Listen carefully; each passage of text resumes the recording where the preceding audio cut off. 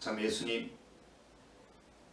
어제 여러분들에게 보내드린 십자가의 길 영상을 묵상했으리라고 봅니다. 보잘것없는 작품이지만 저는 많은 사진을 고르면서 신부님 묵상글을 녹음하면서 저 나름대로 사순절을 뜻깊게 보냈다고 생각할 수 있습니다. 오늘은 여러분을 만날 수 있는 기대를 가져봤지만 역시 우리는 만나지 못했습니다. 그래서 오늘도 역시 여러분들에게 영상으로 나눔을 하고 싶어서 여러분 앞에 앉았습니다. 지난 영상을 보내고 난 후 다시 저는 이 영상을 자꾸 보면서 참 우리들이 모여서 대화 나누고 서로 이렇게 인원하는 것도 정말 바람직했지만 이 영상을 보면서 배울 것이 많다고 생각했습니다. 바로 이 영상에 나온 소공동체가 정답은 아니지만 전부 그대로 따라서 할 일은 아니지만 우리들이 배울 점이 굉장히 많다고 생각합니다. 그런데 저는 이걸 여러 번 보다가 깜짝 놀랐습니다. 제가 이렇게 많이 늙었구나라는 이런 생각을 가질 수 있었고, 특히 그 시작 기도와 마침 기도는 좀 어색한 느낌이 나서 생략하는 것이 좋을 것 같다는 생각이 들었습니다. 오늘은 그 몇 년 전 평화방송에서 나왔습니다마는 소공동체 25주년 평가와 전망이란 주제를 가지고 두 번 방영된 내용을 편집해서 계속 보도록 하겠습니다. 서울 교구의 이야기지만 어떻게 보면 우리 제주 교구의 이야기일 수도 있습니다. 이야기에서 들어보면 소공동체에 참여하는 사람이 참여하지 않은 사람보다 신앙생활이 더 깊다, 복음적 삶을 잘 살고 있다라고 나왔습니다. 그리고 특히 임원분들은 보통 참여하는 사람들보다는, 형제 자매님들보다는 역시 신앙생활이 깊다라고 이야기되고 있습니다. 그러나 그 봉사 분야에 가서는 임원이든 참여자든 불참여자든 관계없이 별로 차이가 나지 않다라고 이야기하고 있습니다.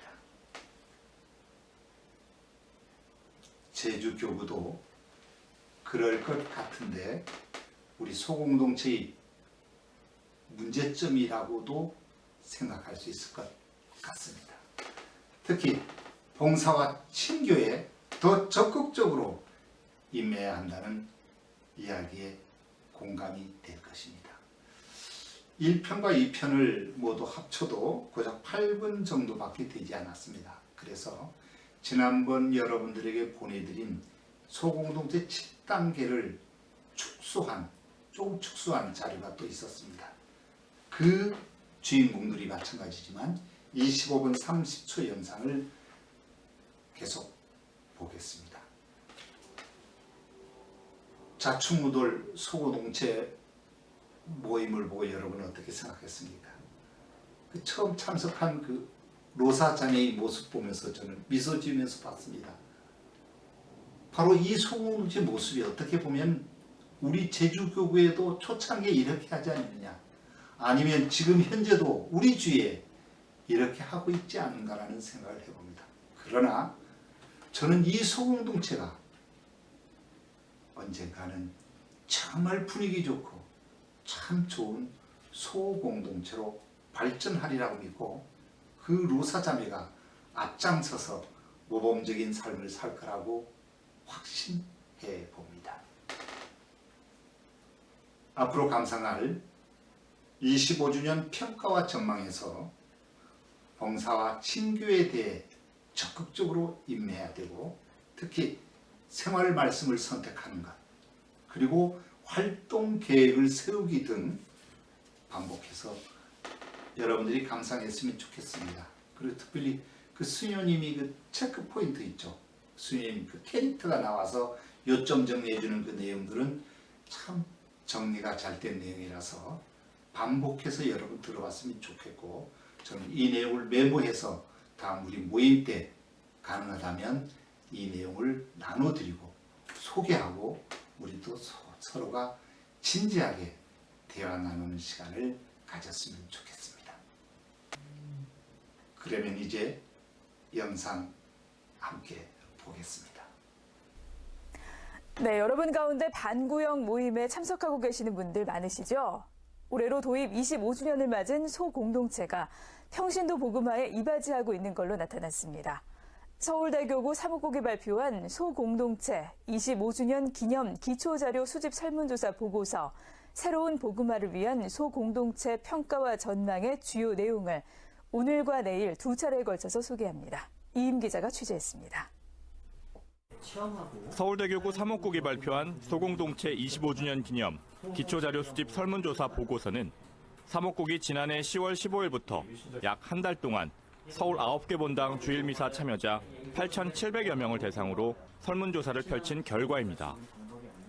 사무국은 소공동체 참여자들의 신앙 실태를 살펴보기 위해 복음 선포와 전례, 친교, 봉사 등 교회의 4가지 기능에 대한 분야에서 설문을 펼쳤고, 이렇게 나온 평균값을 100점 만점으로 환산해 점수를 발표했습니다. 결과는 소공동체 참여자가 불참자보다 전반적으로 높은 점수를 보였습니다. 소공동체가 평신도 복음화에 이바지하고 있음을 알 수 있는 대목으로 풀이됩니다. 피정특강 참여 항목에서는 15.2점 차이가 났고, 미사 참여 빈도는 10.6점, 고해성사 빈도를 묻는 질문에서는 6.3점 차이가 났습니다. 특히 미사 참여 외의 성경 읽기 빈도 항목에서는 가장 큰 차이를 보였는데, 소공동체 참여자들의 평균이 불참자들의 평균보다 무려 21점 높았습니다. 이는 주로 복음 나누기 7단계와 말씀 나눔, 말씀 여행 등으로 진행되는 소공동체 참여를 통해 평소에도 성경 말씀을 접할 기회가 늘어나기 때문으로 분석됩니다. 전례 분야에서도 차이가 있었습니다. 미사 준비 항목에서는 6.2점 높은 점수를 나타냈고, 전례 주년에 대한 이해도도 4.5점 높았습니다. 친교 분야에서는 차이가 두드러졌습니다. 특히 본당 공동체의 구성원의 어려움을 돕는 데 동참하는 것과 본당 공동체 활동 참여 항목에서 각각 11.7점과 11.3점 높은 것으로 나타났습니다. 하지만 봉사 분야에서는 소공동체 참여자의 점수가 전반적으로 높긴 했지만 불참자와 큰 차이를 보이지는 않았습니다. 가난하고 소외된 이들에 대한 관심 항목에서는 100점 만점에 겨우 0.2점 높았고, 어려운 이웃 돕기 항목에서는 2점 높은 데 그쳤습니다. 사회적 불평등과 약자들에 대한 관심은 점수가 같았으며, 사회현실 참여 항목에서는 오히려 소공동체 참여자들의 점수가 그렇지 않은 신자에 비해 0.2점 낮았습니다.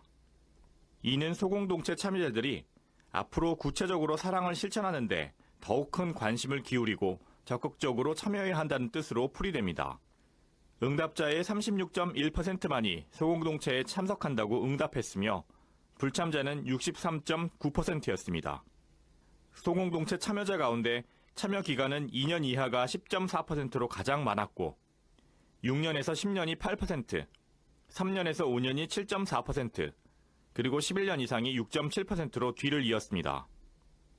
전체 응답자 가운데 여성 신자가 3분의 2를 차지했으며 10명 중 6명은 대졸 이상의 학력을 소지했습니다.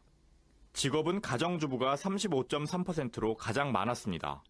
소공동체에 참여하시는 분들과 그렇지 않은 분들이 어떻게 이 복음을 살고 또 전하는 데 있어서 어떤 차이점이 있을까, 여기에 좀 주목을 했습니다. 그래서 복음을 잘 살 수 있도록 하려면 소공동체가 어떻게 해야 되느냐, 또 실제로 그렇게 해왔었느냐, 어떤 부분에 기여를 했느냐, 조금 더 보완될 부분은 무엇이 있는가, 이러한 내용을 좀 알아보기 위해서 이 보고서를 준비를 했고요.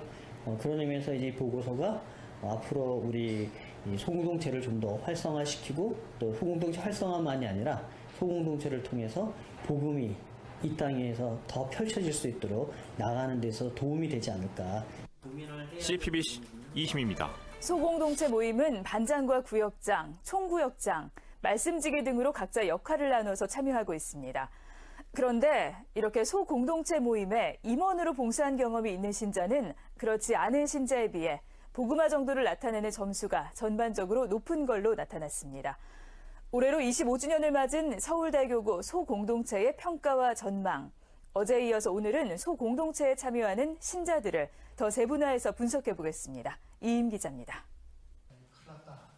소공동체 임원 경험 여부에 따라서도 복음화 정도의 차이가 나는 것으로 나타납니다. 현재 소공동체 임원으로 봉사하고 있는 이들은 소공동체에 참여는 하지만 임원으로 봉사한 경험이 없는 신자들보다 전체적으로 높은 점수를 나타냈습니다. 복음 선포 항목에 성경을 읽고 쓰는 정도를 묻는 질문에서는 소공동체 임원 경험자가 88.0점인 반면 임원 경험이 없는 신자는 85.3점, 전례 준연에 대한 이해도에서는 경험자가 80.5점, 무경험자는 75.3점으로 나타났습니다. 친교와 봉사 항목에서도 차이는 두드러졌습니다.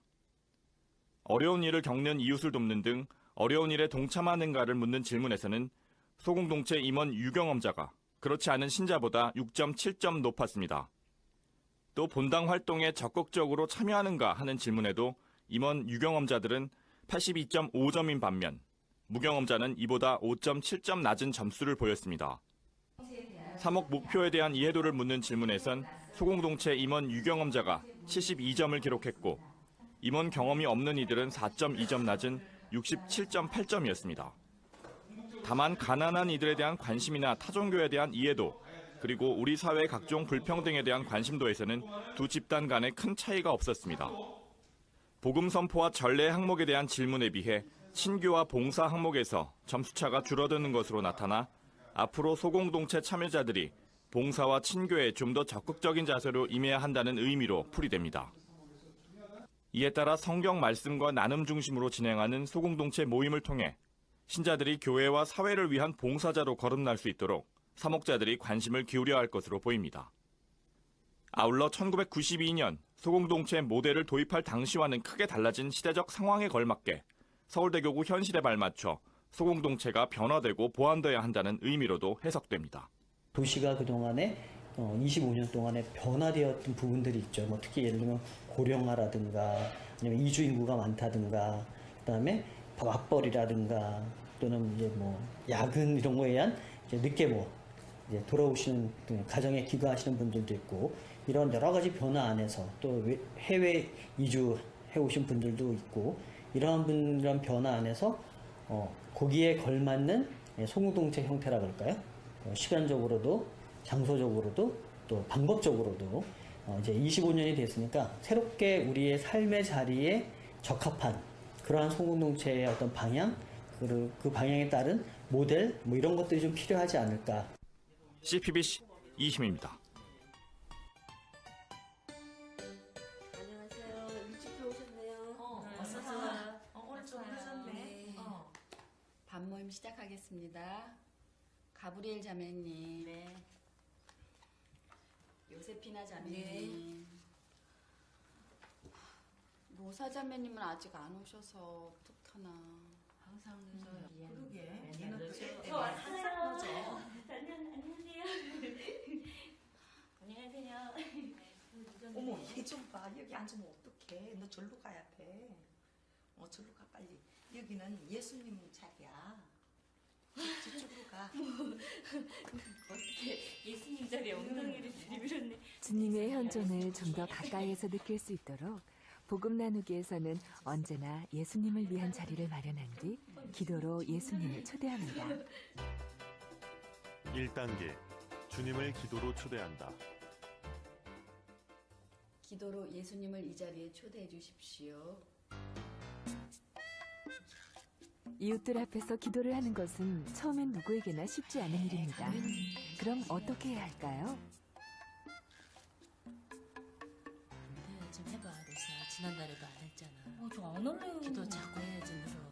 조금 시간이 걸리더라도 진행자는 누군가를 지목하거나 억지로 기도를 강요하지 말고 자발적으로 나서기를 기다립니다. 자기가 해라.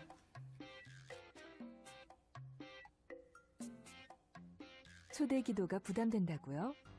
아기가 입을 뗄 때도 훈련이 필요하듯 주님을 초대하는 기도에도 연습이 필요합니다. 풍성한 기도 생활의 은총으로 함께하는 한 공동체를 만나볼까요? 안녕하세요. 안녕하세요. 3구역 3반 6월 둘째 주 밤모임을 시작하겠습니다. 시작성가 34번입니다. 내가 사랑받았고 은총 속에 산 것은 모두가 함께하는 시간을 만들고 이를 통해 한 사람 한 사람의 삶 안에 주님을 모시는 복음 나누기. 시작 성가로 말씀의 잔치를 엽니다. 이번에는 출석을 확인하겠습니다. 테레사 자매님, 도미질라 자매님, 마리아 자매님. 이제 출석을 부르며 반원들의 근황을 나누고 새로운 반원을 소개하고 환영합니다. 루시아 자매님, 네, 저는 루시아고요. 수산나 자매님은 아이 학교 문제로 오늘 좀 참석이 어렵겠다고 연락을 받았습니다. 그런데 이 자리에 여러분들 처음 보신 분 혹시 계시죠? 네. 오늘 소개를 좀 부탁드려도 될까요? 예, 이렇게 만나뵈서 반갑고요. 이번에 101동 604호로 이사 오게 됐습니다. 앞으로 자주 만나 뵙겠습니다. 예, 감사합니다. 기도로 주님을 우리 가운데 초대해 주십시오. 두세 사람이 모인 곳에 늘 함께 하신다고 하신 주님. 아이가 엄마를 부르듯 다정하게 주님을 부르는 것만으로도 아름다운 초대 기도가 됩니다. 가능한 많은 이들이 주님 초대 기도에 함께하도록 합시다. 은총의 시간이 되게 하소서. 지금 우리 모임의 초대 기도는 어떤가요? 주님께서 이 자리에 우리와 함께 계신다는 느낌을 갖고 기도했나요? 혹시 초대 기도 후 우리 주 예수 그리스도의 이름으로 비나이다 라고 하지는 않았나요? 2단계 성경 본문을 읽는다. 어느 분이 누가복음 15장 11절부터 32절까지 읽어주세요. 11절부터 구역기도는 신약. 예수께서 또 말씀하셨다. 어떤 사람이 두 아들을 두었는데 작은 아들이 아버지에게 내가 너 때문에 정말 오늘 하나도 안 되겠네. 한번 분위기가 산만해지면 말씀을 깊이 만나기 어려워집니다. 그럼 어떻게 해야 모두가 말씀에 집중할 수 있을까요? 마테오복음 9장을 펴주십시오. 성경 본문을 읽을 때는 먼저 장을 일러주고 모두가 해당하는 장을 찾은 뒤에 절을 알려줍니다. 어느 분이 9절부터 13절까지 말씀을 읽어주십시오. 참석자들을 격려하고 좀 더 많은 기회를 주기 위해 진행자는 성경을 읽거나 낭독자를 지명하지 않습니다. 어느 분이 본문을 다시 한번 읽어주십시오. 예수께서 그곳을 떠나 길을 성경을 한번 읽은 후에는 다른 번역본의 성경을 다시 읽는 것도 좋습니다. 나를 따라오라 하고 부르셨다.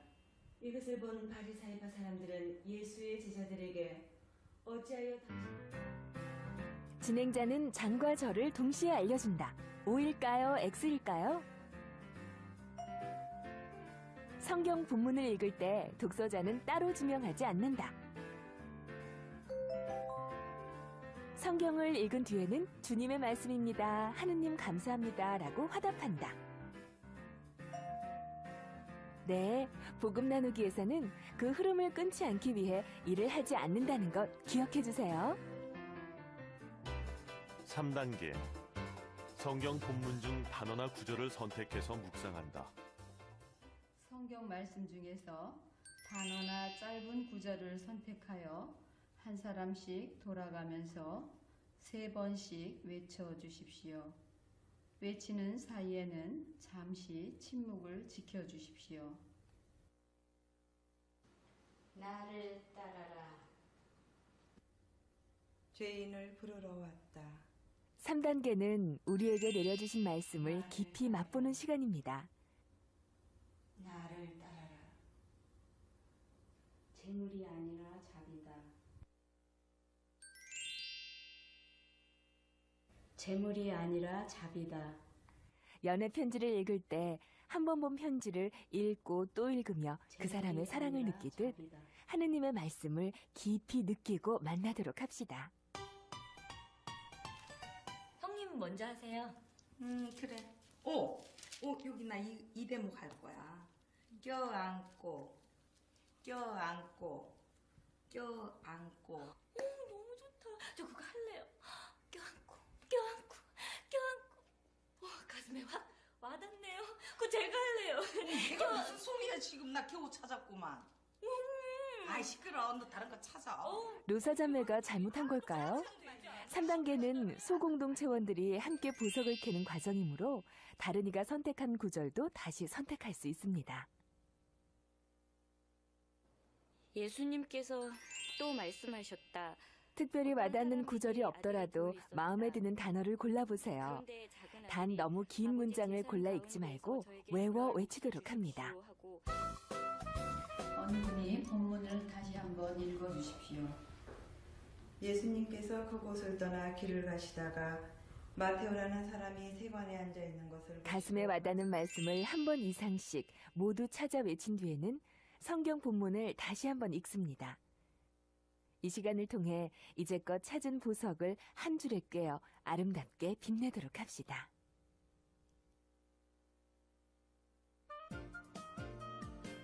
모든 이가 단어나 구절을 선택했나요? 너무 긴 문장을 골라 읽지는 않으셨나요? 구절을 외칠 땐 사이사이 침묵을 지켜가며 천천히 되새겼나요? 그럼 4단계 살펴보시겠습니다. 4단계. 침묵하며 하느님의 말씀을 듣는다. 3분 동안 침묵하며 하느님께서 우리에게 말씀하시도록 합시다.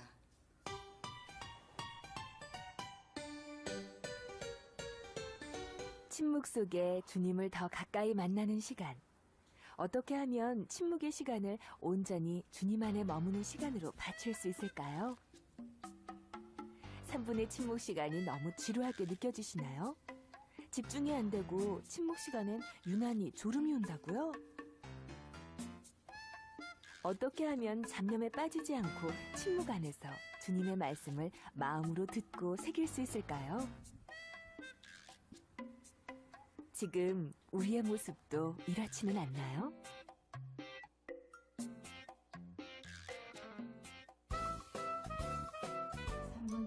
침묵하며 하느님께서 우리에게 말씀하시도록 합시다. 하느님의 말씀을 듣기 위한 침묵.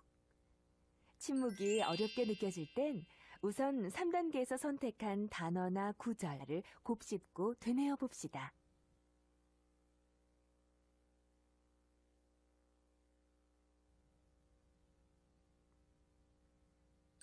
침묵이 익숙하지 않다면 혼자 조용히 성경 본문을 다시 읽어보는 것도 좋습니다.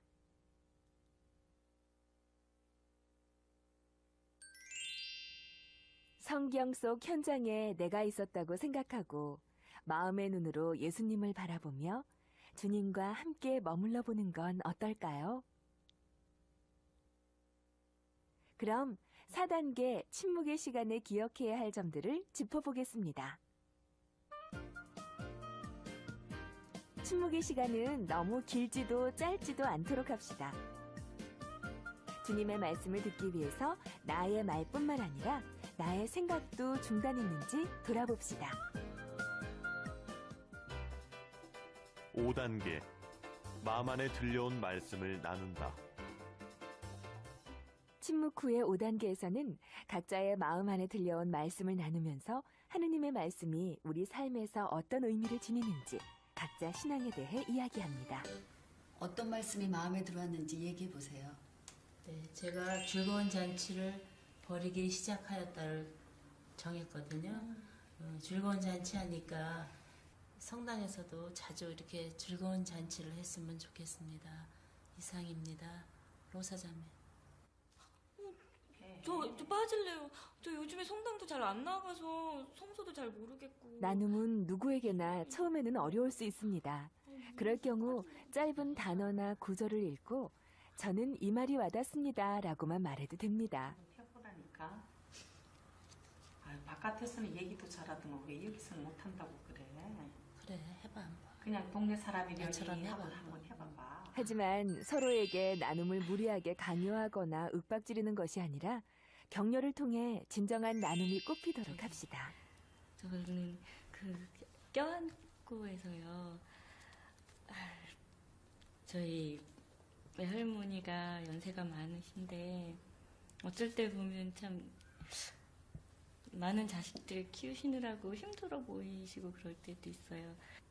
할머니 뒤에서 제가 이렇게 꼭 껴안았어요. 근데 할머니가 참 좋아하시더라고요. 아니야, 그건 그런 뜻이 아니야. 성경 말씀에 예수님께서 그렇게 말씀하신 게 아닌데. 개인적인 의견이나 마음에 닿지 않는 나눔이라도 다른 이의 말을 끊거나 논평을 하지 않습니다.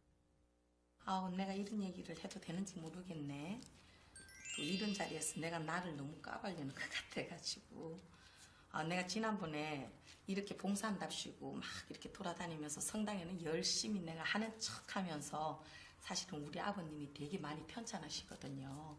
아버님 보고 막 내가 고함을 질러서 왜 이렇게 하느냐고 이렇게 했는데 나중에 가만히 생각하니까 이분은 아무것도 나눔에서 나온 이야기는 모임 밖에서는 절대 이야기하지 않습니다. 이는 공동체원뿐 아니라 하느님과의 약속입니다. 이렇게 흐느끼 운 일이 있는데 이거 내가 얘기를 해도 되는지 모르겠네. 괜히 속상하네. 얘기해놓고 나서도 시원한 게 아니고 마음이 되게 상하네. 자존심도 되게 구겨지고. 그러나 나눔에서 자신이 지은 죄나 말하기 힘든 개인적인 일들을 꼭 털어놔야 하는 건 아닙니다. 아무래도 복음 나누기 7단계 하면서 많이들 제일 힘들어하는 부분은 남들 앞에서 내 속을 열어보여야 한다라는 것 때문에 힘들어하시는 것 같아요. 근데 교회 공동체 안에서 정말 서로가 이해하려고 노력하는 그 공동체 안에서 내 자신을 드러내준다는 건 어떻게 보면 내가 남에게 받아들여진다는 아주 좋은 체험이라고 생각을 해요. 내가 내놓는 만큼 받는 거라고 생각합니다. 복음 나누기 7단계는 그런 면에서 정말 좋은 기회, 내가 수용되는 좋은 기회라고 생각을 합니다. 요즘 사람들은 이웃사랑이 너무 부족한 것 같아. 지하철이나 거리에서 구걸하는 사람들 보면 나는 옛날부터 500원, 1000원이라도 꼭 도와주거든. 근데 요즘 젊은 사람들은 안 그러더라니까. 고개 싹 돌리고 그냥 가더라고. 가난한 내 이웃에게 해준 게 나에게 해준 거라고 하신 예수님 말씀을 기억해야지. 네. 여러분, 우리 회개합시다. 진정한 개인적 나눔이 되었나요? 자랑이나 다른 이들에 대한 가르침이 되지는 않았나요? 우리 신우이는 새벽마다 5시에 옥상에 올라가서 물을 떠놓고 기도를 올리는데 하루도 안 빠져요. 물론 종교는 다르지만 저도 보면서 배우는 게 많죠. 아이고, 그건 이단이야. 이단을 보고 배우긴 뭘 배워? 종교가 달라도 기도하는 자세는 배울 수 있지. 뭘 그래? 아니, 다른 종교에 대해서도 포용력 있는 자세를 가져야죠. 그 사람들한테 그게 선이야. 아이고, 뚫린 게 입이라고, 이 나이로운 신자들 같으니라고. 이 여자가!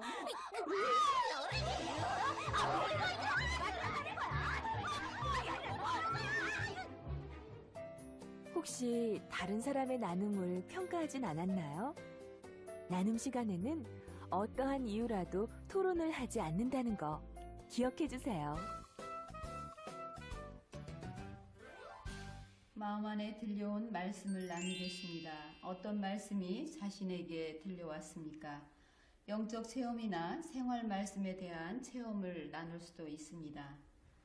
어느 분이 성경 구절에 대해 나눔이 아니라 설명을 하더라도 그 설명에 대해 토론을 하지 않습니다. 나눔의 시작은 나 또는 저로 하시면 되겠습니다. 네, 함께 하였다를 선택했는데요. 저희 며느리가 아기를 가졌어요. 그래서 이제 단지에 같이 살고 있잖아요. 아시다시피. 그래서 직장에 갔다 오면 제가 이제 퇴근할 때 이제 전화를 하라고 그러면 그때 밥을 딱 해놔요. 그래서 과일까지 잘 먹고 가요. 그러면 어머니 설거지는 누가 하냐고 굉장히 걱정을 해요. 그래서 내가 딸이 없는데 내 딸인데 엄마라면 그렇게 할 수 있지 않니? 그래갖고 제가 후식까지 해서 이렇게 보내면 함께 했더니 입덧도 안 하고 잘 지내고 있습니다. 그래서 함께 한다는 것이 굉장히 즐겁고 딸이 없었는데 딸이 하나 생긴 것 같아서 아주 기쁘고 행복하게 살고 있습니다. 이상입니다. 잘 들었습니다. 그래서 저도 그 아저씨가 너무나 안 돼 보여서 주님 저분에게 자비를 베풀어 주십시오 이렇게 기도를 하면서 제가 1,000원짜리를 하나 꺼냈어요. 하나를 꺼내면서 아저씨를 제가 그 버릇입니다. 남편이 술을 먹고 오면 바로 마루에서 자거든요. 그럼 제가 빨리 일어나요 이렇게 가르치는 거예요. 아저씨 빨리 일어나세요. 너무 길게 말씀하시는 분이 계신가 하면 또 아무런 말씀도 안 하시고 듣고만 계시는 분도 계시고 그러는데요. 끝까지 잘 그냥 기다려 드리면 서서히 이렇게 말문을 열으시더라고요. 그리고 반 모임에 한 번, 두 번 와서는 좀 낯설어 하지만 이렇게 자주 오시는 분들은 서로가 서로에 대해서 너무 잘 알기 때문에 이렇게 시간이 가면 다들 이렇게 동화가 되는 것 같아요. 6단계 모임에서 해야 할 활동에 대하여 토의한다. 네, 여러분께서 이렇게 진솔한 나눔을 해주셔서 감사드립니다. 그러면 이번에 저희들이 생활 말씀을 선택하도록 하겠습니다. 예, 나온 말씀들을 보면은 함께 하셨다, 죄인을 부르러 왔다, 그분을 6단계에서 참가자들은 생활 말씀을 선택할 수 있습니다. 생활 말씀이란 참가자들이 매일의 삶을 살아가면서 되새기고 힘을 얻을 수 있는 성경 구절을 말합니다. 재물이 아니라 그 자비다라는 말씀을 가지고 이번에 이렇게 한 주간 살았으면 어떨까 싶은데요. 좋겠습니다. 네, 좋겠습니다. 재물이 아니라 자비라고 그랬는데요. 우리가 항상 남한테 봉사하는 것도 이게 자비인 것 같고, 예, 자기가 또 희생 정신이 있어야지 자비를 베풀 수 있으니까 이 봉사라는 의미도 자비하고 비슷한 것 같아서 이 말이 좋은 것 같습니다. 네, 참 좋은 것 같습니다. 예, 그러면은 이번에는 내가 바라는 것은 희생제물이 아니라 자비다라는 말씀을 우리 생활 말씀으로 정하시고요.